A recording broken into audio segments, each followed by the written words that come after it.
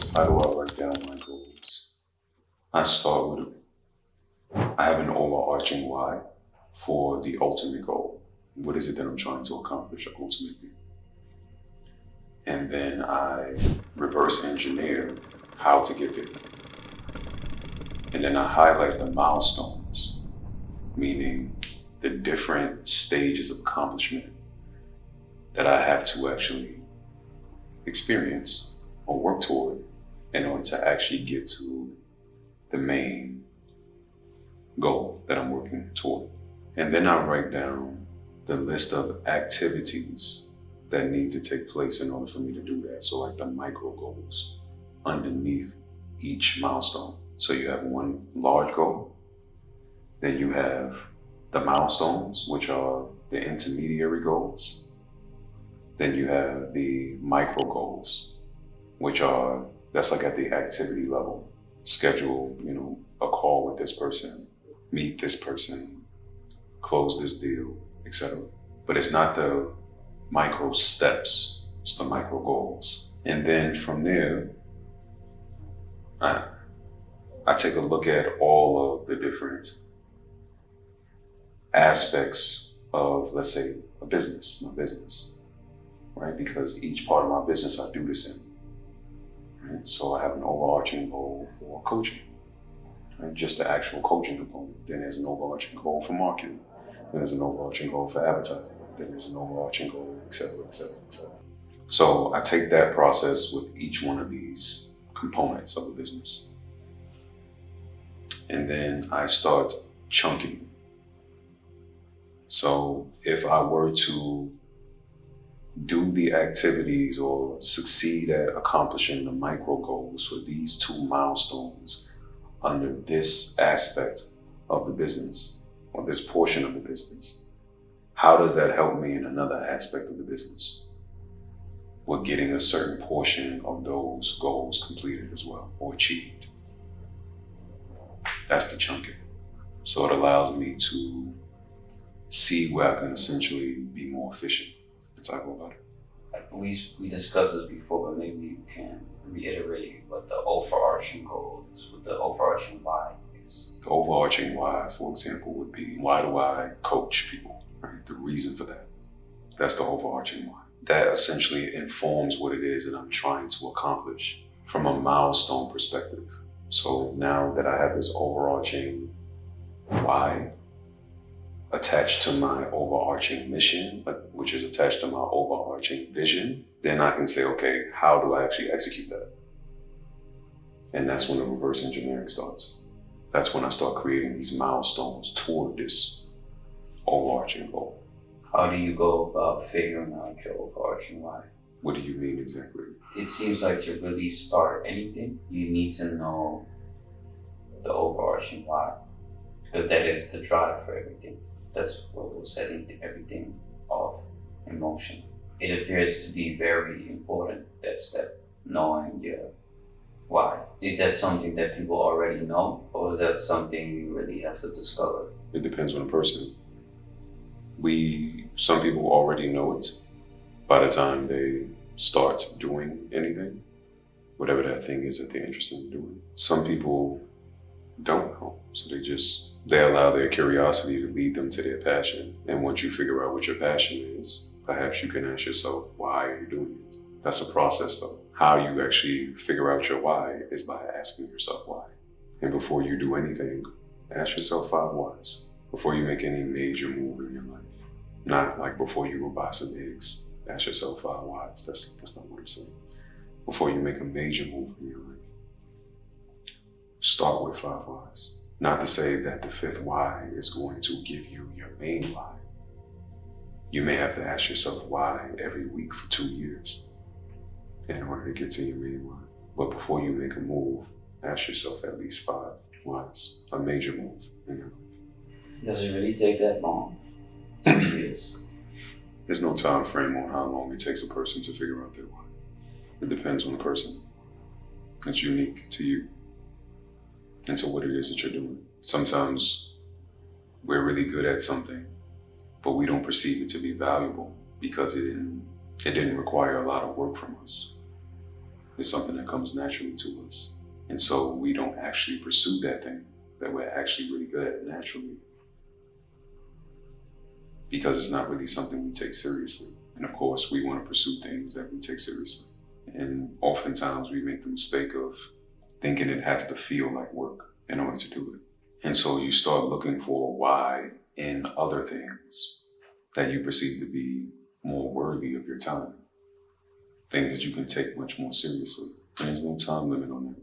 That's not to say that the thing that comes easily to you is going to reveal the why to you faster, because that doesn't necessarily happen either. Sometimes we think that it would happen that way because we're naturally good at this.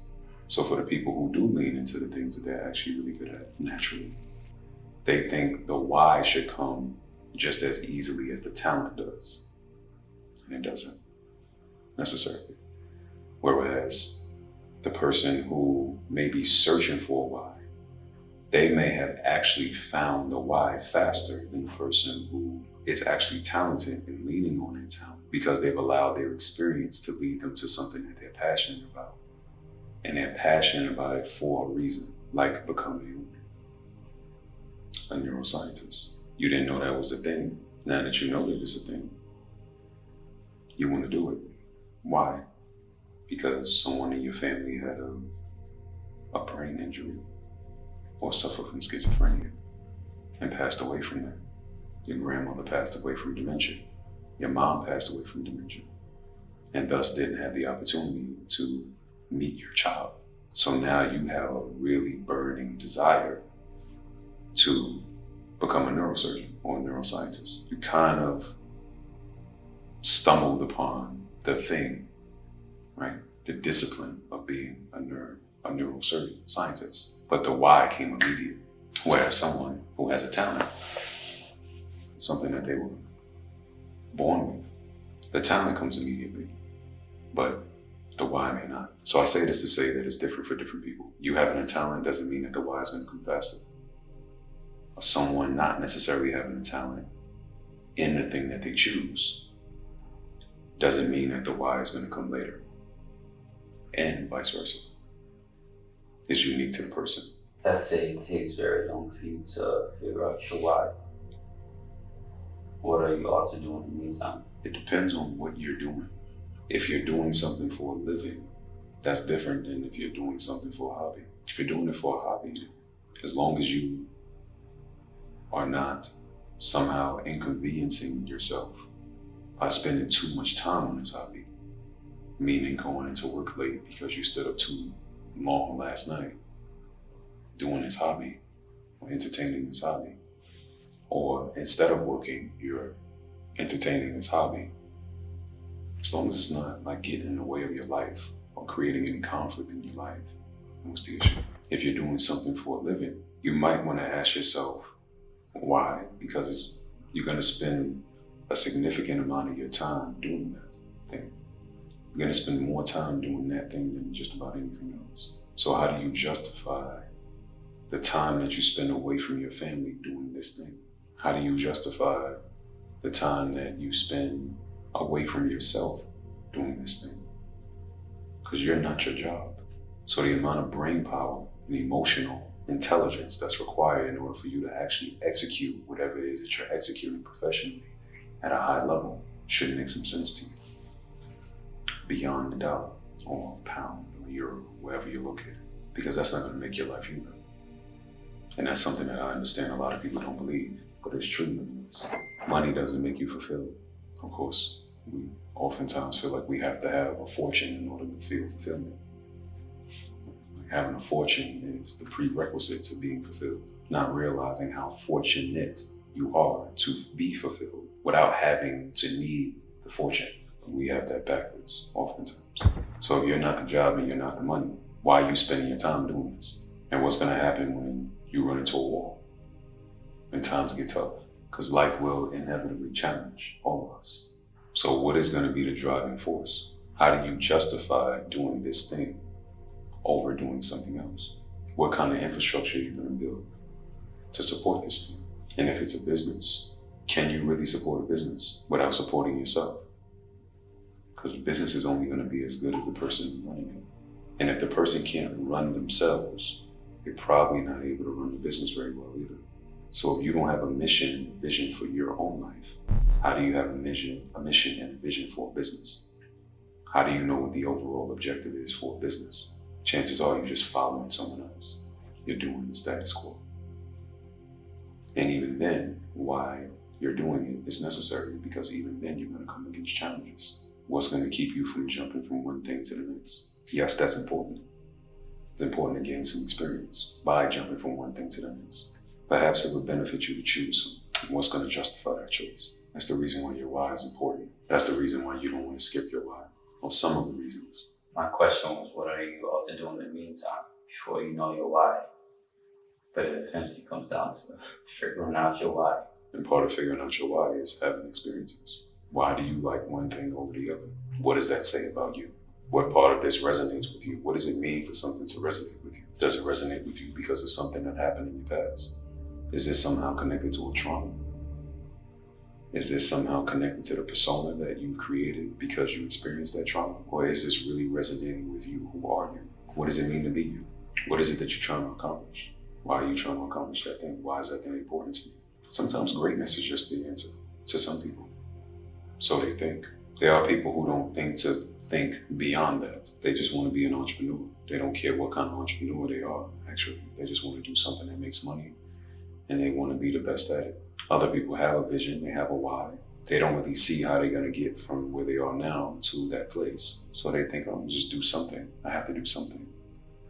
And that's when you start to hear that people fall in to careers. You ask someone who's a lawyer, how did you become a lawyer? Why did you become a lawyer? They say, I just kind of fell into it. It wasn't really what I wanted to do. I wanted to actually do something else. This was the first job I got, and I was really good at it.